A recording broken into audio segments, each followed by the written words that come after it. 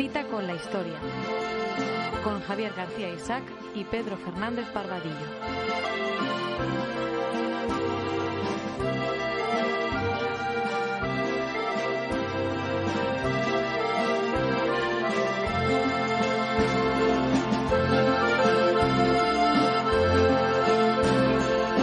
Pues cita con la historia, cita con todos ustedes, con Pedro Fernández Barbadillo, hoy hablando de la peseta y con dos invitados de excepción. Vamos a tener a Jesús Laín con nosotros y después de publicidad, en la segunda mitad del programa, pues tendremos a Carlos Salas, al profesor Carlos Salas. Y hoy sobre la peseta, ni más ni menos que Pedro Fernández Barbadillo. Hola, la peseta, la que tanto queríamos, tan pequeñita era la pobrecita y que nos la cambiaron por el euro. Y la que la echamos de menos. Bueno, algunas veces sí, otras no, porque claro, la peseta pues era motivo de mofa y befa cuando estaba en el sistema internacional de divisas. Ahora el euro es mucho más serio, pero chico, yo no sé si de eso hablaremos con Carlos Salas, hasta qué punto nos ha convenido el cambio de la peseta por el euro. Bueno, me dicen que tenemos ya a Jesús Laín con nosotros. De acuerdo, vamos a hacer una pequeña introducción de la peseta, porque el otro día que hablamos de la revolución de 1868, ¿te acuerdas? La terminamos comentando quiénes habían formado el gobierno provisional presidido por el general Serrano, y en el que estaban también general Prim y el almirante Topete. Y entonces otro de los ministros ahí era Laureano Figuerola, un catalán nacido en Calaf en 1816, que era partidario del librecambismo, lo cual le hizo popularísimo, como puedes imaginar, entre sus paisanos dedicados al textil, y de esto vamos a hablar con Jesús Lainz. Y él dejó, una de sus primeras medidas, antes de que acabase ese mismo año, 1868, fue la unificación de las monedas que había en España en una nueva unidad que se llamó la peseta, que ya tenía algunos antecedentes de principios del siglo XIX. Que además, cosa curiosa, peseta es una palabra catalana. Sí, es una palabra catalana, ¿eh? Es igual que la bandera, la señera, los dos colores también son los que figuran en la bandera nacional. Bueno, la señera, oye, que era la divisa de la corona de Aragón. Pues eso, nada no era una apropiación catalana. No hagamos esto ahora que está tan de moda, que son las apropiaciones culturales. No, lo digo con todo lo contrario, con orgullo y con honor.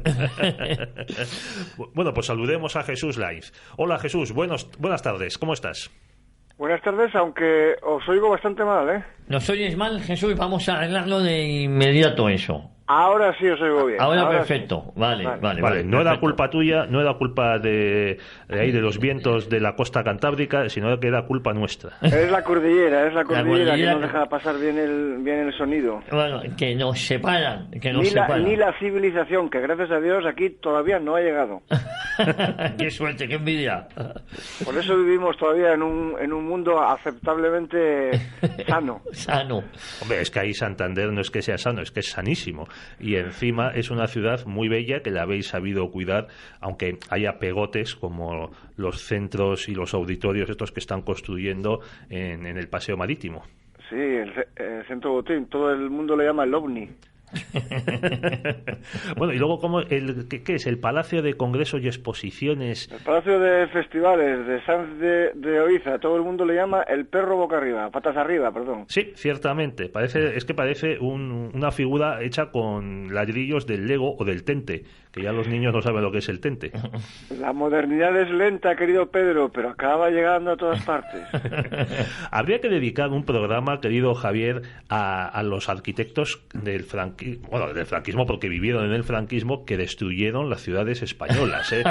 Sí, es una de las grandísimas pegas, de las grandísimas acusaciones que yo hago al franquismo, su nefasta política urbanística, lo cual es sorprendente en un régimen que se suponía conservador y por supuesto nacionalista y tal, ¿no? Que fue el desastre absoluto con el patrimonio arquitectónico español. Y curiosamente, mientras el régimen de Franco se dedicaba a vender iglesias románicas para luego ser instaladas en Nueva York piedra por piedra.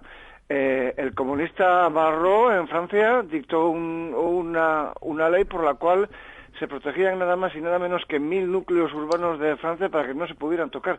Por eso cuando vamos a Francia hoy nos llama la atención lo bien conservada que está. Sí, eso se llama intervencionismo, ¿no? Sí, pero por una vez yo creo que fue verdaderamente serio. Por cierto, no sé quién me contaba hace no demasiado que había leído que Franco lamentaba la destrucción de los edificios clásicos que había en el Paseo de la Castellana, bueno, en Madrid en general, pero en concreto en el Paseo de la Castellana. Y en los años 60, Franco lamentaba que se estuviera destruyendo todo eso y levantando pues los bloques actuales, ¿no? Lo cual demuestra una vez más que eso de la dictadura unipersonal y del poder omnímodo de Franco no era tal, porque el propio jefe del Estado lamentaba lo que estaba pasando y que es lo mismo que confesar que él no podía hacer nada sobre ello.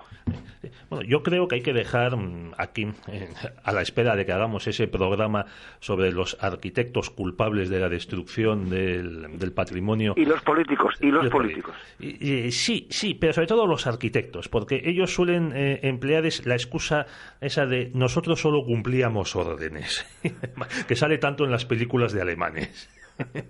Pero ellos lo hicieron y con un gusto, y encima, oye, lo cobraron todo, eso sí, o sea que no es que les estuviesen apuntando como al pobre Eduardo Arauteclen cuando escribía las loas a José Antonio y al caudillo. Sí, pero por encima del arquitecto siempre estaba el político que autorizaba la obra. No te digo que no, el político y el promotor inmobiliario, pero el arquitecto era el que lo ponía bonito, el que perpetraba el crimen, y luego encima te dicen que es arte, como muchos de los engendros que construyó Miguel Fisac.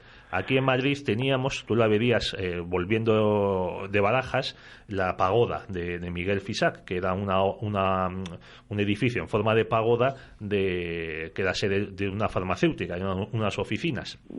Pues lo compró una empresa y la demolió. Y entonces los arquitectos, empezando por Fisac, montaron en cólera porque eso era una obra de arte que ¿por qué la habían tirado? Dicen, y todas las iglesias antiguas que tiró Fisac y su escuela para construir los engendros de cemento que hay por ahí, por ejemplo, a la entrada de Madrid en Alcobendas, no sé qué, creo que son de los dominicos. Una cosa, o sea, ellos sí podían destruir y los demás, pero había que conservar lo suyo porque lo suyo sí era arte. Fisac, es su manera de pasar a la posteridad, dejando su cagadita, y entonces claro, el problema es que hay gente que pasa a la posteridad como Miguel Ángel y Leonardo da Vinci, y hay gente que pasa a la posteridad con los engendros estos. Pues aparte de Fisac y de Sainz de Oiza, que es el autor ¿cómo has dicho que se llama? El perro patas arriba. También, pues Javier Carvajal, que es el autor de las Torres de Valencia en Madrid, en la esquina del Retiro. Sí. Que eso es una fiesta del cemento, la verdad. Y Sainz de Oiza también ha hecho el edificio en Castellana del BBVA, un histórico edificio que hay. ¿Y qué me decís de la iglesia que parece una nave espacial, una nave espacial fea, porque incluso hay naves espaciales bonitas, en Princesa? Sí. Una iglesia que evidentemente le da a uno ganas de hacerse ateo, como es lógico. Sí, la iglesia del Buen Suceso. Está en la acera izquierda de Princesa según se sube. Enfrente del Corte Inglés. Oye, eso es. Y luego, sin embargo, dentro tiene un retablo bonito. Pero por fuera es, como dices tú, espantosa. Sí. Pues, y también, oye, Antonio Lamela, que es el autor de las Torres de Colón. Ajá. Así que, Javier, quedas emplazado para preparar un programa. No, Javier, no, Jesús, Pedro. No, soy yo. Le estoy hablando a Javier García Isaac como director de 40 años. Tienes que hacer un programa sobre los arquitectos que destruyeron las ciudades españolas. Y ya de paso le damos a los políticos. Por ejemplo, oye, el que era alcalde de Madrid en los años estos de las Torres de Valencia y creo que también de las Torres Colón, pues era Carlos Arias. Ajá. Así que todo hay que decirlo. Sí. O sea, y abrió el tráfico rodado en los bulevares, siendo alcalde de Madrid. Uh-huh. ¿Y qué me decís de Benidorm y de Torremolinos y de todas estas cosas? bueno, pero Benidorm y Torremolinos pues estaban ahí lejos para el que quiere ir. Sí, pero fíjate, esa es la gran ventaja de los que, como te digo, vivimos al otro lado de la cordillera cantábrica y por lo tanto vivimos en la edad de piedra. Gracias a Dios aquí el boom turístico no llegó en los años 60 debido al hecho maravilloso de que aquí llueve. Entonces la gente no viene a veranear y por eso todo el gran y desastroso estallido urbanístico debido al turismo en España de los años 60 fue en la costa levantina, en el Mediterráneo, ¿no? Es decir, en la cornisa cantábrica, en ninguna de las provincias del norte hay un engendro similar a eso, a Benidorm o a Torremolinos. Bueno, tenéis Laredo ahí en la misma Cantabria. Ni comparación, ni comparación. Es nuestro pequeño Benidorm, pero aún así sigue siendo, digamos, sigue teniendo escala humana. Bueno, hay una frase del actor Luis Escobar, creo que es en la película Patrimonio Nacional, que le dice a José Luis López Vázquez, cuando se ha casado tal y van de luna de miel, le dice: no te olvides, hijo mío, de veranear siempre en el Cantábrico, que es el mar de la realeza y de la aristocracia. No vayas al Mediterráneo, que es un mar de pobres. Claro, la gente elegante siempre ha veraneado en el norte, como Dios manda, donde no hace calor. Claro, por eso tenemos el Palacio de la Magdalena aquí y no en Málaga. Muy bien, bueno, ya que nos hemos situado con la realeza en Santander y en el Cantábrico, en el programa que hicimos sobre la Revolución de 1868 recordábamos que doña Isabel y su hijo, el príncipe de Asturias, Alfonso, estaban veraneando en Lequeitio cuando se produce el alzamiento de la Armada en Cádiz por Topete. Y luego de ahí, después de la batalla del puente de Alcolea en Córdoba, tienen que huir a Francia, tienen que pasar a Francia. Entonces, el gobierno provisional, como decíamos al principio, entre una de sus medidas, de las pocas medidas que han perdurado en España, fue la creación de la peseta por un señor que la verdad tiene muy mala fama, sobre todo en Cataluña, que es Laureano Figuerola. Tú le has estudiado en tus libros sobre el origen del nacionalismo catalán, ¿y qué nos puedes contar de este señor? Sobre todo, ¿por qué tenía mala fama sabiendo que los catalanes, entre ellos, sobre todo cuando están en Madrid, se apoyan muchísimo? Sí, bueno, ya que has mencionado los libros y ya que la publicidad es gratis en vuestro programa, aclaro que el libro en el que trato esta cuestión se llama El privilegio catalán, y es el que analiza todas estas cuestiones, y uno de los personajes, bueno, no centrales, pero sí esenciales del libro es efectivamente Laureano Figuerola. Y efectivamente tenía muy mala fama entre sus paisanos porque era el principal defensor en España del librecambismo, es decir, de que pudieran entrar y salir las mercancías sin grandes aranceles, ¿no? Entonces era la industria catalana la que más interés tenía en seguir continuando con el proteccionismo, porque sabían que su industria no podía competir, por ejemplo, con los tejidos ingleses y, por lo tanto, si hubiera libertad, ellos no podrían vender un paño. Y eso es la razón por la que presionaron durante 2 siglos a los gobiernos españoles para que impidieran la entrada de paños extranjeros para, digamos, obligar, entre comillas, a todos los españoles, catalanes incluidos, evidentemente, es decir, no era una cuestión de Cataluña frente a España, sino de los industriales catalanes frente a los consumidores, ¿no? Y entonces, pues, los españoles se vieron, digamos, obligados a comprar peores paños a más altos precios para poder mantener la industria catalana. Entonces, Laureano Figuerola fue uno de los principales opositores a esto, y por eso él estuvo muy mal visto en su tierra natal. Sí. Bueno, entonces hablemos un poco de la peseta, porque además peseta también es palabra catalana, o sea, es otro ejemplo de la opresión española a los catalanes, que hasta se han apropiado de una palabra catalana para nombrar una unidad monetaria con la que, por lo que se ve, oprimían a los catalanes, ¿no? Sí. Estas paradojas del nacionalismo, o sea, que el inferior es el que te oprime. Sí, peseta quiere decir piececita, ¿no? Es decir, el diminutivo de pesa con cedilla, ¿no? De pieza. Y es un préstamo del catalán desde principios del 18, de los tiempos, por cierto, del pérfido Felipe V. Más o menos fue el momento en el que esa palabra empezó a usarse. Y Laureano Figuerola, que era un tipo muy listo, un economista erudito, fue el principal artífice de que el caótico sistema monetario que existía en España hasta ese momento fuese sustituido por uno basado en el sistema métrico decimal, es decir, la peseta y 100 sus 100 céntimos, 100 digamos, unidades ¿no? menores. Eso es. Y entonces fue el que lo estableció dentro del contexto de la Unión Monetaria de la Tierra, que fue, digamos, el primer intento del euro. Es decir, que todas las monedas de Francia, Italia, Austria, España, Suiza, Grecia, Serbia, etcétera, etcétera, Suiza, eso es, tuvieran el mismo peso, el mismo valor en plata y en oro y pudieran ser intercambiables, digamos, ¿no? Sí, eso empezó a finales del reinado de Isabel II y ya se trató de hacer una primera unificación con el escudo, me parece que era. O sea, que todas las unidades acabasen convergiendo todas las monedas, acabasen convergiendo en una nueva que se llamaba el escudo, también con una ley de plata y oro.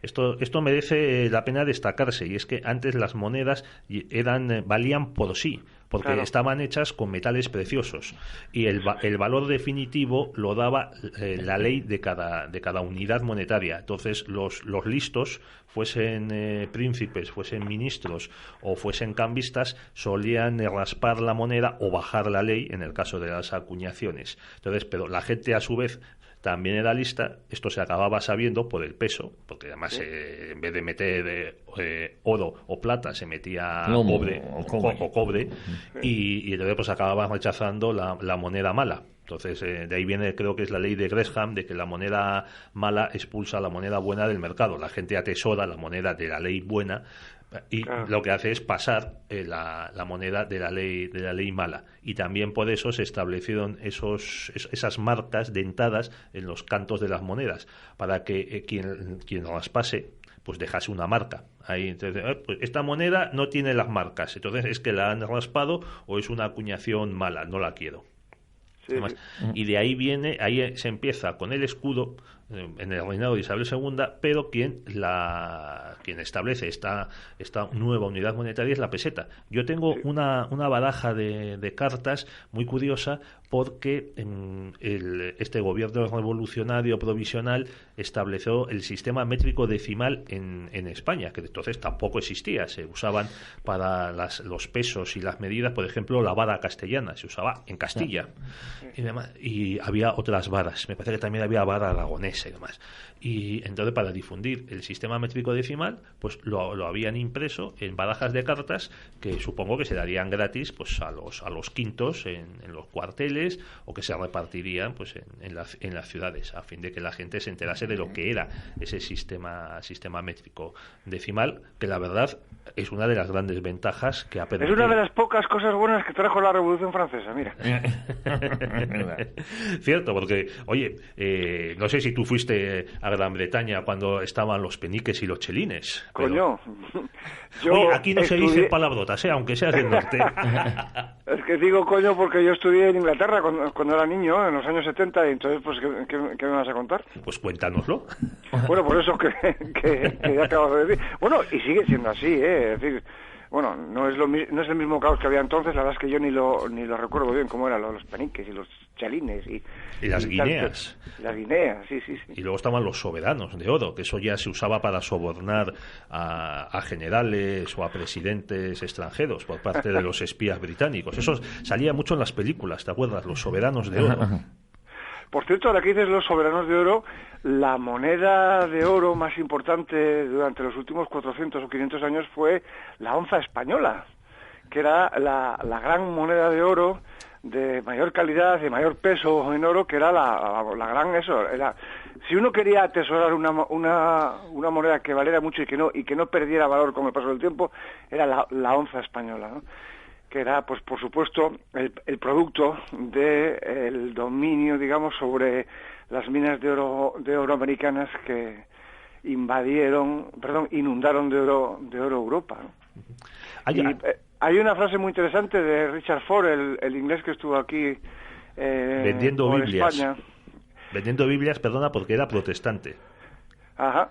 Pues ¿cómo se llama su libro? El Handbook for Travelers in Spain, ¿no? El libro de viaje, el manual. Libro de viaje para... O la guía. Viajeros en España, ¿no? Y entonces, sí, la guía manual para viajeros en España. Y cuenta eso, ¿no? Que la onza de oro era el resto que quedaba de la pasada grandeza de España, ¿no? Cuando el poderío monetario español estaba, por supuesto, impuesto sobre todo el mundo, no solamente en Europa, sino, por ejemplo, también en China. Y en Estados Unidos, bueno, pues por supuesto los Estados Unidos crean su moneda a partir de la moneda española, ¿no? Del dólar español. Y entonces el Richard Ford reflexionaba sobre el contraste entre la riqueza de las monedas de oro españolas que todavía circulaban por el siglo XIX y la pobreza de la España de la época. Como contraste de la época pasada y la presente. Has mencionado la moneda de oro española, pero había otra moneda también española mucho más conocida y que incluso sale en películas como en Piratas del Caribe, que es el Real de A8. Ajá. El Real de A8, que era una moneda de plata que se empieza a acuñar en 1497 y, como dices tú, por su buena ley y por su calidad y porque se tenían aquí ha habido un sabotaje bueno, y se tenían las minas de plata de México y del Perú, pues claro, España tenía prácticamente un monopolio de la buena moneda, o sea, no había ningún problema con la ley, y esta moneda, el Real de A8, se convierte en la primera moneda global de la historia, porque no solo circula por toda América, incluso las 13 colonias británicas la emplearon y se siguió empleando en Estados Unidos hasta 1857, sino que los chinos era lo único que aceptaban, que les interesaba de los mercaderes españoles, para venderles a cambio pues el famoso mantón de Manila, las porcelanas y además lo que traía el galeón de Manila, lo que llevaba de Filipinas hasta Veracruz, hasta Acapulco. Hasta Acapulco, de Acapulco se llevaba en mulas hasta Veracruz, en Veracruz se embarcaba para Europa. Entonces era lo único que les interesaba a los chinos, eran las monedas de plata españolas. Que era el Real de A8, ¿no? Era el Real de A8, porque en esta parte de Asia, en China y la India, gusta más la plata que el oro, pues peculiaridades de cada uno. Y esta era tan buena que, como te digo, se convirtió en moneda global, o sea, no solo circulaba prácticamente en toda América, sino en China, en la India y, por supuesto, en Europa. Los holandeses, los británicos, que tanto atacaban el Imperio español, sin embargo, aceptaban sus monedas pues porque eran las mejores del mundo.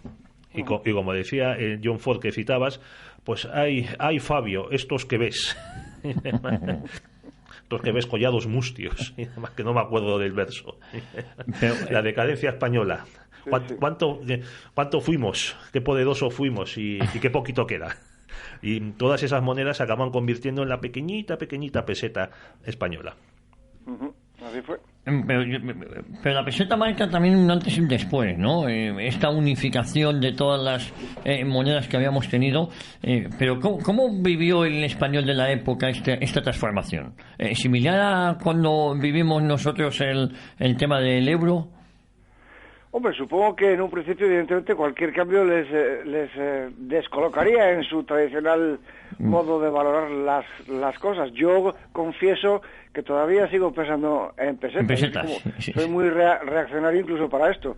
Y entonces tengo que seguir pensando en pasar, cuando me dan una cantidad en euros, a ver cuántas pesetas son. No. Supongo que a ellos les pasaría más o menos lo mismo.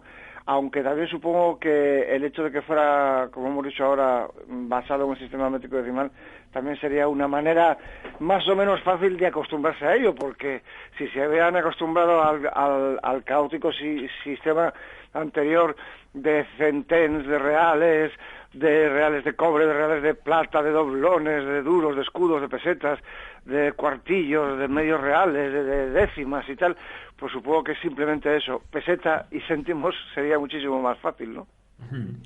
Oye, sigamos hablando de Figuerola, que es muy interesante este señor. Bueno, llegó su desapego a su tierra catalana a que en 1885 fuese elegido concejal del Ayuntamiento de Madrid.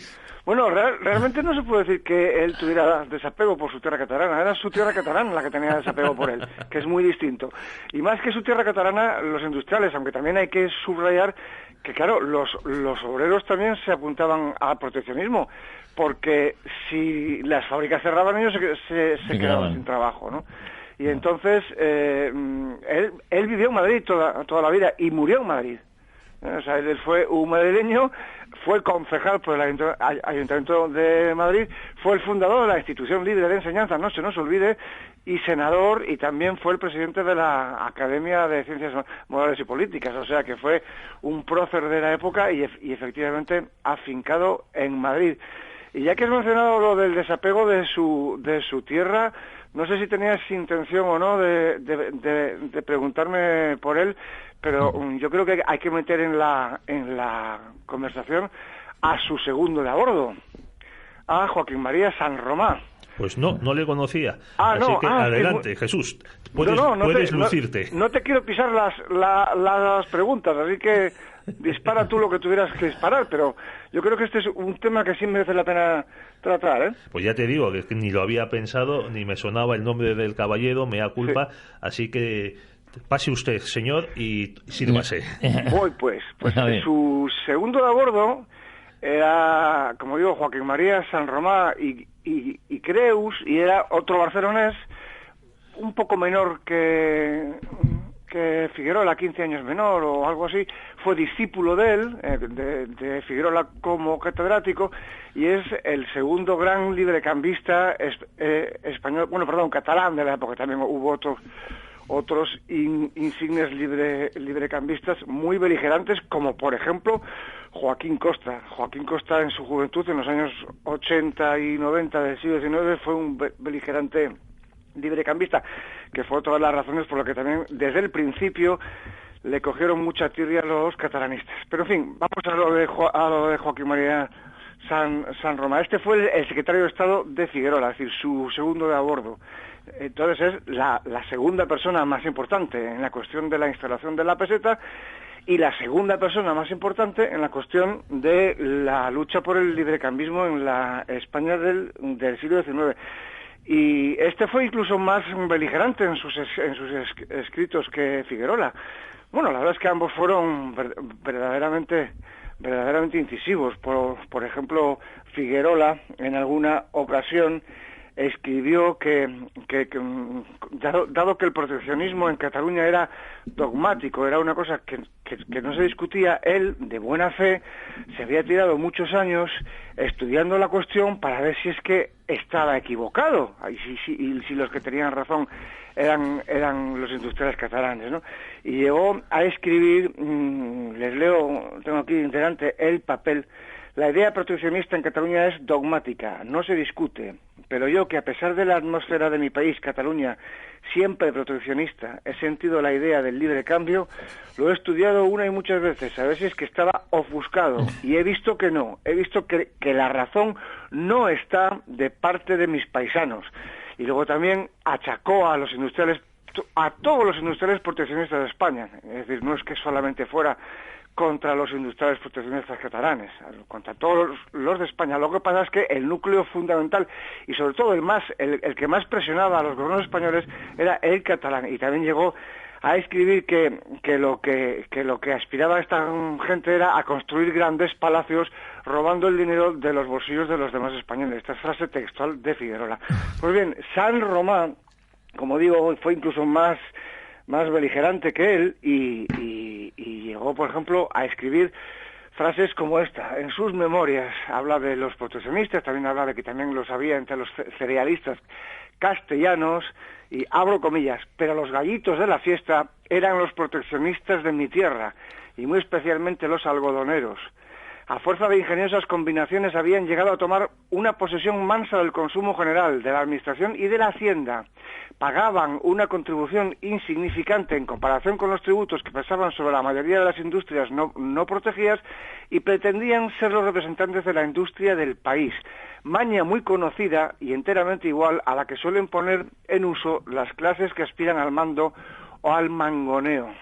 Y luego finalmente decía una frase muy llamativa, ¿no? Dice que los industriales catalanes proteccionistas habían hecho su fortuna gimoteando siempre tan desatendidos, siempre tan melancólicos, condición eterna de aquellas gentes, hacer la fortuna a pucheritos. La verdad es que cuando uno lee esto, parece que está reflejando la actitud de hoy, ¿no?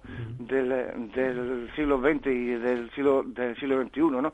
Es decir, el eterno victimismo como argumento para chantajear a toda la nación, ¿no? Sí, las deudas debidas, la deuda histórica, que ya también hasta lo ha copiado el gobierno andaluz. Pero te quería preguntar, Jesús, ya una pregunta un poco más de ciencia económica. Pero... ¡Ay, madre! Yo soy de letras. Bueno, ciencia económica, pero conceptual, de debate intelectual. Oye, tanto la Alemania guillermina como el Estados Unidos después de su guerra civil, en el último tercio del siglo XIX, usaron el proteccionismo para desarrollar sus industrias.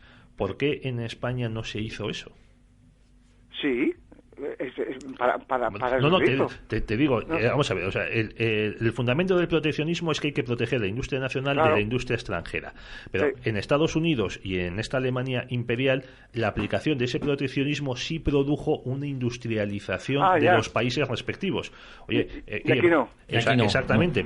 Bueno, pues esa es la gran. Nos queda un minuto, Jesús. Sí, perdón. Adelante. Te queda un minuto para exponer este debate. Muy sencillo, eso demuestra la debilidad industrial y de todo tipo de la España del siglo XIX. Es decir, con las mismas medidas, los alemanes se pusieron a trabajar, se pusieron a crear fábricas, se pusieron a crear riqueza. Los españoles se dedicaron a echarse a dormir y a que sus fábricas se quedaran viejas. Como no tenían competencia, no había incentivos. No modernizaron sus maquinarias y sus cosas y se quedaron atrasadas. Esa es la cuestión. Pues Jesús, ha sido un placer tenerte hoy aquí con nosotros hablando de la peseta y de otras muchas cuestiones. Pues sí, qué pena que nos hemos entretenido antes cotilleando y no hemos podido desarrollar estas cosas ya que estábamos metidos en materia. En materia. Bueno, habrá tiempo, Jesús. Bueno, recomendamos otra vez tu libro, El privilegio catalán, en la editorial Encuentro. Eso es. Te mandamos un abrazo muy fuerte. Vale, muchas gracias. Adiós. Mi peseta, ¿qué le pasó a mi peseta?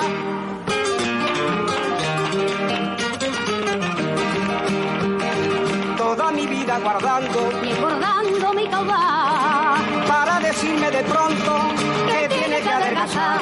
Mi peseta, ¿qué le pasó a mi peseta? Fictes, limpieza de moquetas, tapicerías y todo tipo de pavimentos. Fictes, especialistas en recuperación y rehabilitación de suelos. Teléfono 91 870 4696. Para más información de Fictes, info@fictes.com.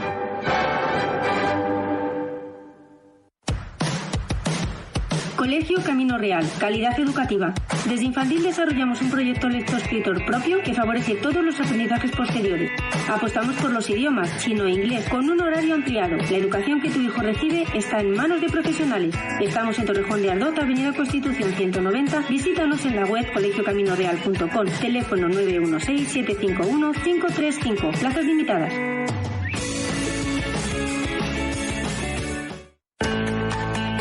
Paga solo por lo que imprimes con Fabricom.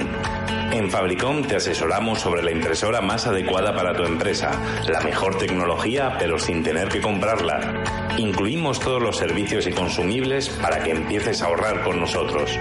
Visítanos en www.fabricom.es o llámanos al teléfono 91 157 1770. Fabricom.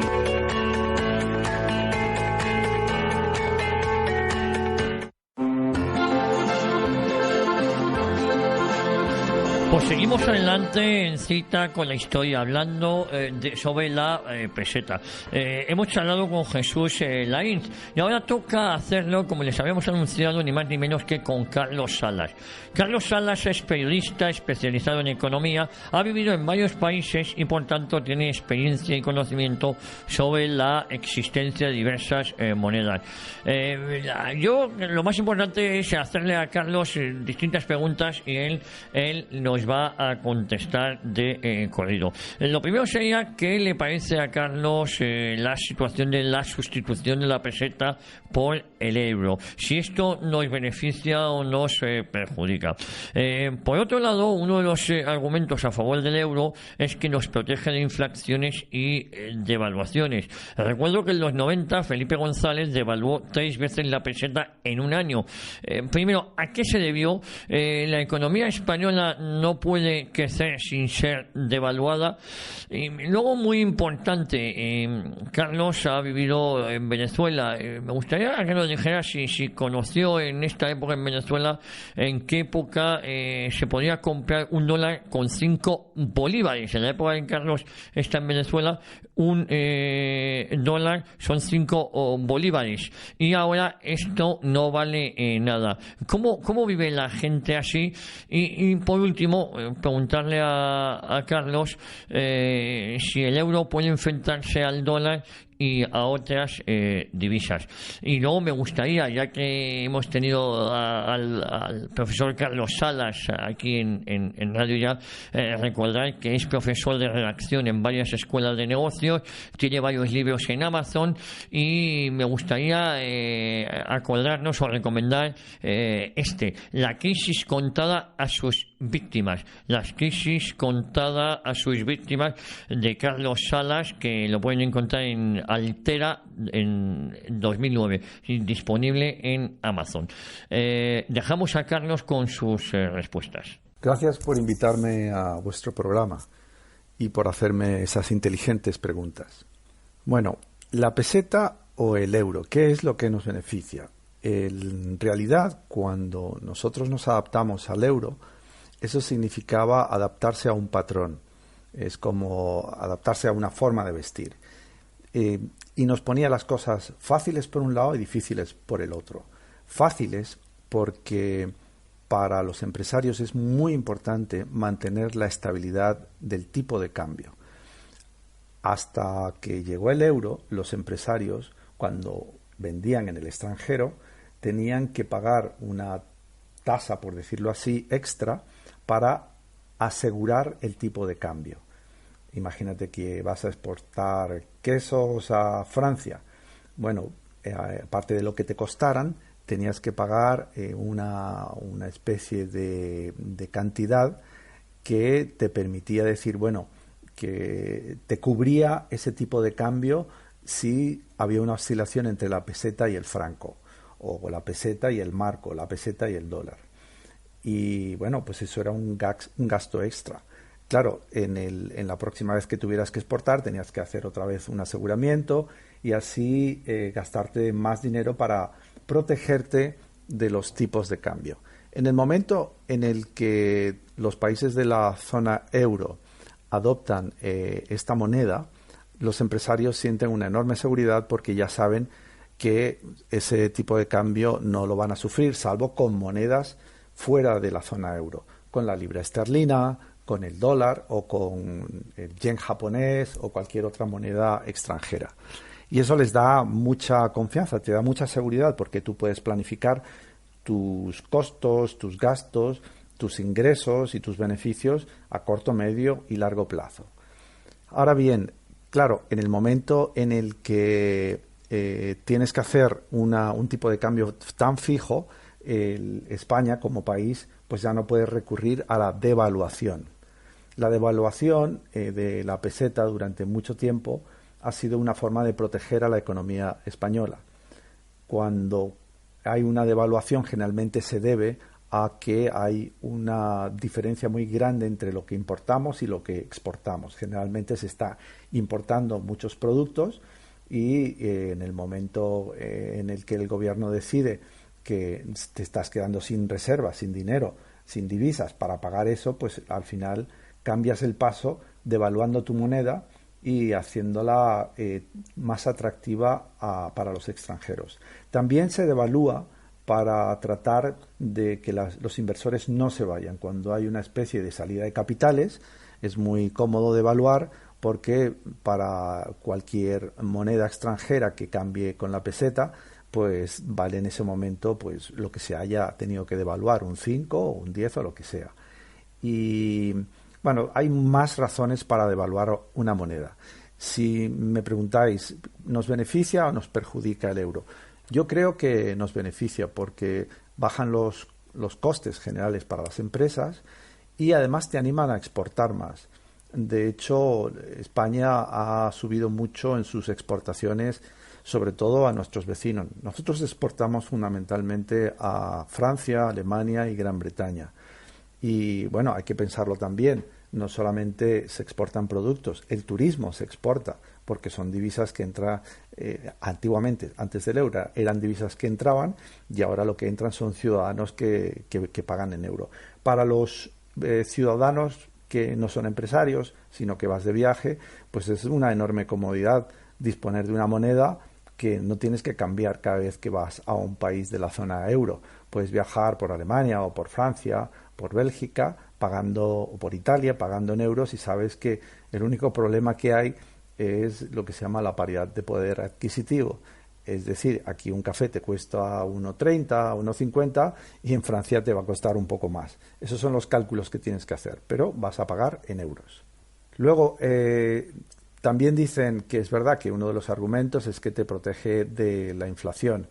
Bueno, el problema de la inflación es que tú solamente la puedes controlar de varias maneras, restringiendo la cantidad de dinero presente en el mercado, y eso se hace subiendo los tipos de interés, de modo que si vas a pedir un préstamo para una hipoteca, para un coche, es más caro y tú te lo piensas 2 veces antes de pedir ese préstamo, de manera que entra menos dinero en el mercado y pues tú puedes controlar la inflación, porque la inflación al final es una falta de confianza en la moneda y al final pues todos van subiendo de precios, el empresario, el carnicero te sube de precio, al tener la carne más cara tú también subes de precio, todo el mundo va subiendo de precio y al final eso se puede convertir en una cosa horrorosa. Realmente la inflación es sobre todo es el castigo de los pobres, que es lo que está pasando en Venezuela, porque el que tenga dinero pues más o menos puede afrontarlo,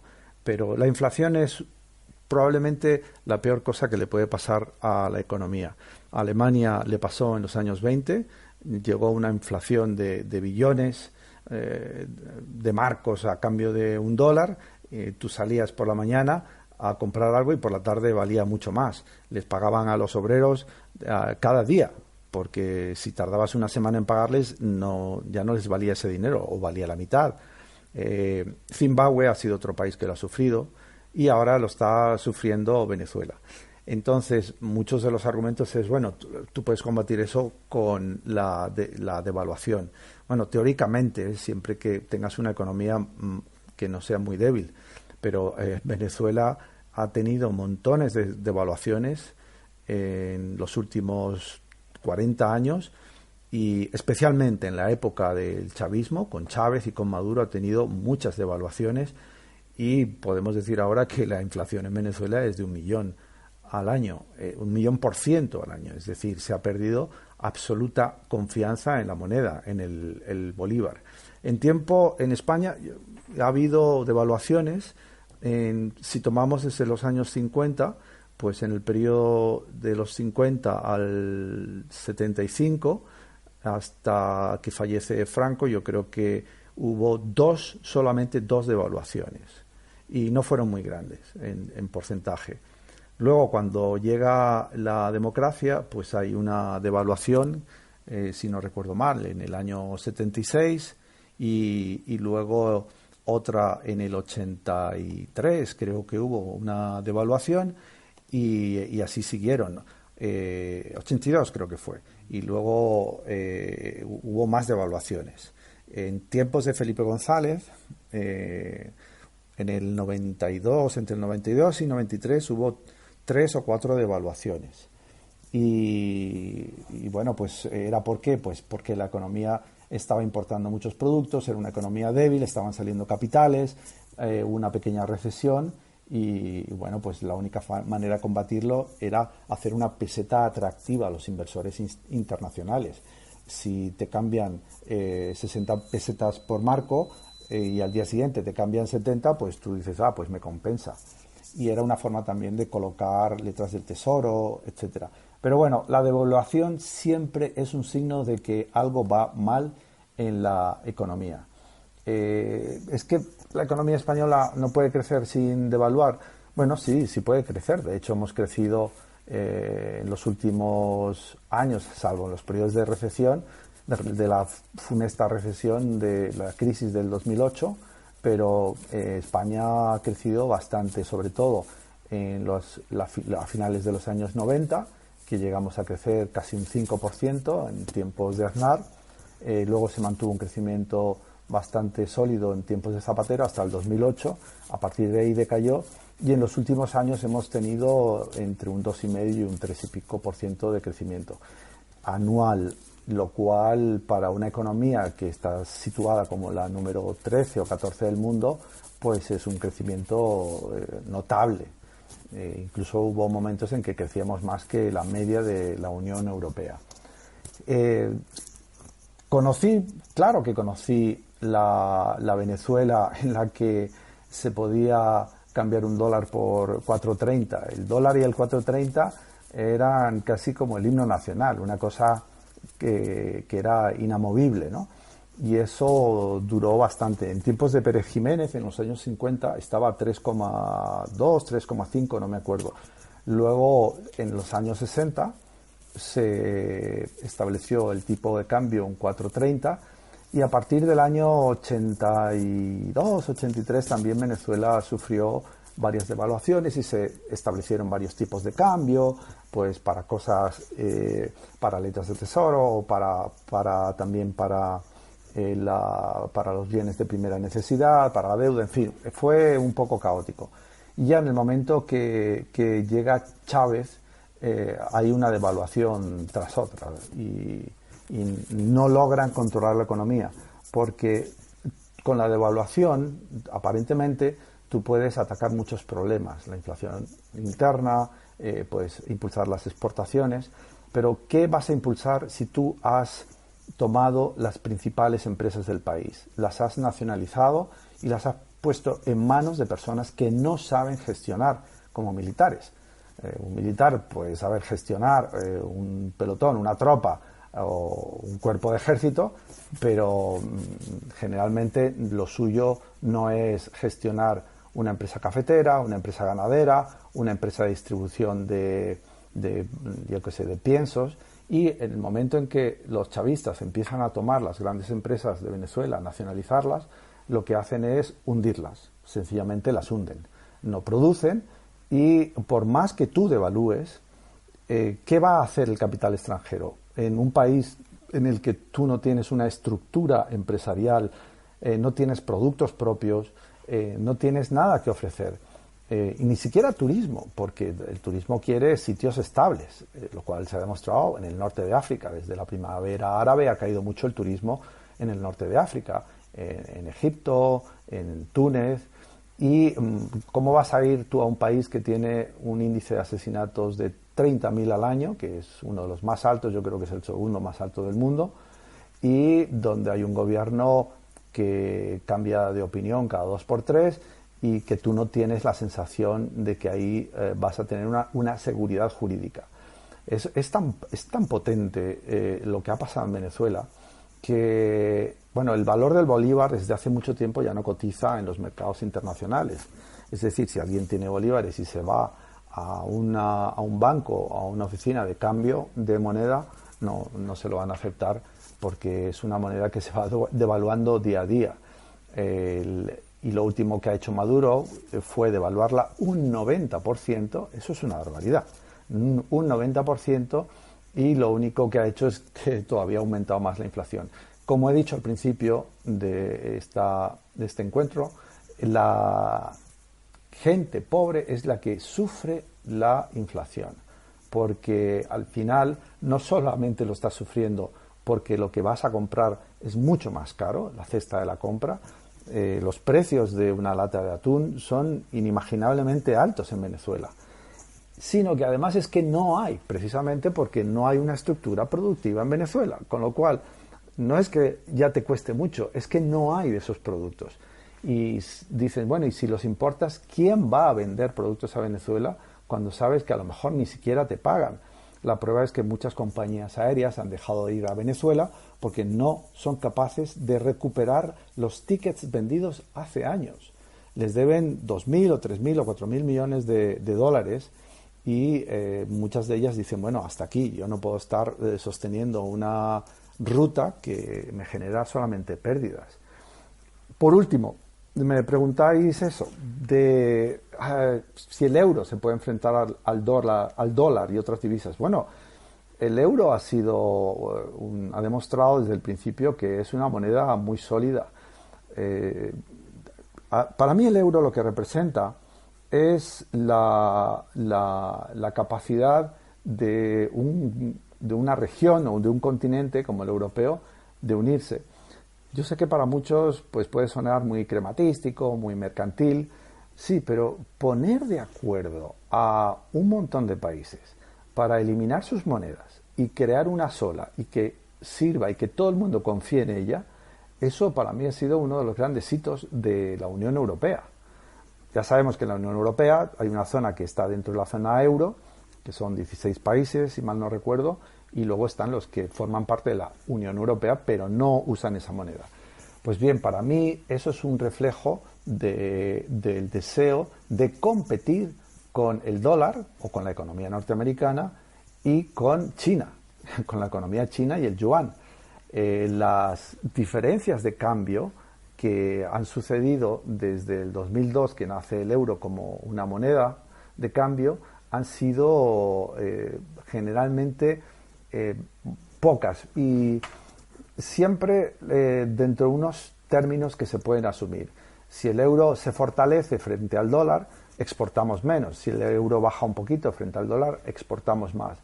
Ahora lo que está pasando es que, como en Estados Unidos han subido los tipos de interés, los capitales mundiales pues van a Estados Unidos a comprar bonos, letras del tesoro o lo que sea. Y eso hace que su moneda se fortalezca frente a la nuestra. Por un lado, insisto, eso tiene la ventaja de que podemos exportar más, pero probablemente vendamos menos letras del tesoro o menos bonos, que es lo que utilizan todos los países para financiarse y pagar sus pensiones, sus gastos públicos y sus inversiones. Con lo cual, yo creo que el euro ha demostrado desde su nacimiento ser una moneda fiable, fuerte, en todo el mundo. Todavía la moneda número uno es el dólar, pero el euro se ha convertido los europeos han demostrado tener la capacidad de ponerse de acuerdo y olvidarse de sus rencillas, y a pesar de los desequilibrios de las economías, que no tienen nada que ver la economía alemana con la griega, pero al final apoyarlo. Y los inconvenientes que tienen es que si tú no haces tus deberes como gobierno o como Estado, pues al final los que controlan esa moneda, que generalmente son los países más fuertes de esta zona euro, te van a imponer medidas de recortes sociales, que fue lo que le pasó a Grecia cuando llegó Syriza, la izquierda, con Tsipras, que ellos prometían independizarse y de todo y un montón de cosas, y al final se quedaron sin dinero en los cajeros, porque los propios votantes de Tsipras no confiaban ni siquiera en el gobierno, y entonces se pusieron a acumular euros en su casa. Y al final, ¿qué pasó? Pues que les impusieron unas medidas muy restrictivas y tuvieron que recortar las pensiones, recortar el gasto público, etcétera. Esa es la cara fea de no hacer tus cuentas y de mantener una moneda que es de todos los europeos y que no es la tuya sola. A lo mejor si ellos hubieran devaluado el dracma, si hubiera existido el dracma, pues hubieran salido. De hecho, se habló de volver al dracma. Pero no volvieron al dracma, pero a cambio tienes que hacer unos recortes para equilibrar tu economía y ponerla más o menos a la misma velocidad que los restantes. Muchas gracias por haberme invitado a esta conversación y espero haber sido útil y podernos encontrar pronto. Fichtes, limpieza de moquetas, tapicerías y todo tipo de pavimentos. Fichtes, especialistas en recuperación y rehabilitación de suelos. Teléfono 91 870 4696. Para más información de Fichtes, info@fichtes.com.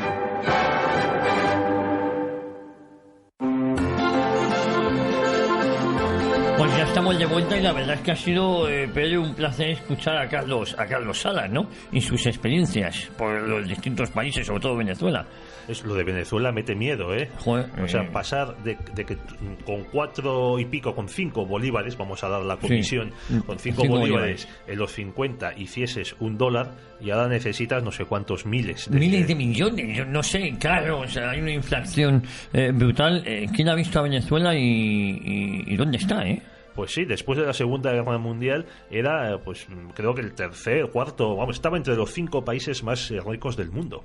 O sea, emigraba muchísima gente de toda Europa, no solo españoles, sino también alemanes, italianos, a Venezuela. Porque claro, Venezuela también es verdad con el petróleo, pero tienes petróleo, lo que pasa es que no han sabido aprovecharlo. Mira, uno de mis íntimos amigos, que es como mi hermano, Pablo García Ugena, nace en Venezuela. Su padre era ingeniero, sus hermanos, él y Alejandro nace en Maracay, y viene a España ya con 14 años.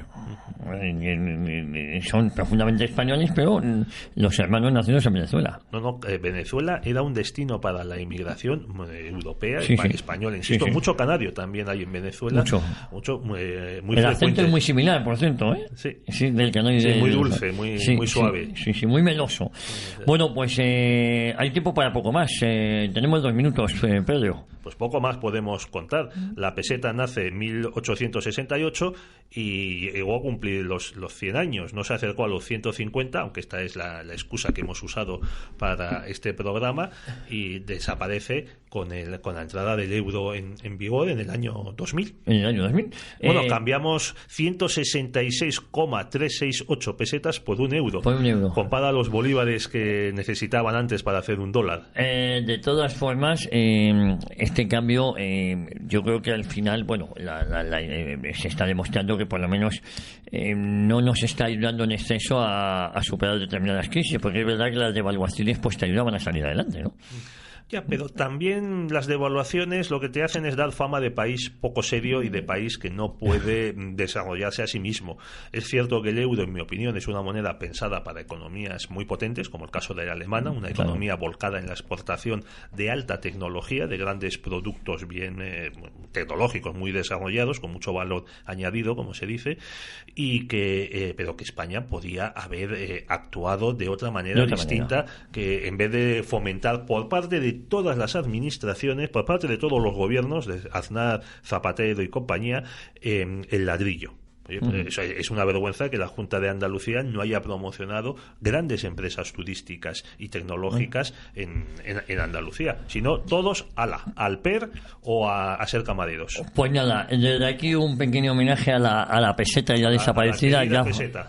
Y Pedro, volvemos la próxima semana aquí en Cita con la Historia en Radio Ya. Así lo esperamos. Un abrazo muy fuerte a todos los oyentes y ya saben, continúen en Radio Ya y no dejen de escuchar Cita con la Historia aquí todas las semanas.